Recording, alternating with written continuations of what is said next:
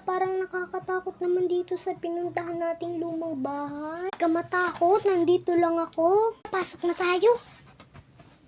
Uy, wag mo ko iwan. Yun, nandito na tayo sa loob. Maglalaro tayo. Ano namang laro yan? Yung laro lang, lilibutin natin tong buong bahay na luma. Ayoko nga, nakakatakot dito eh. Huwag ka na matakot, nandito naman ako. Ako naman bahala sa'yo eh. Tinatawag na tayo ni Aling Sitang Ella. Lagot tayo kay Aling Sitang. Masugal lang naman yun ang sugal.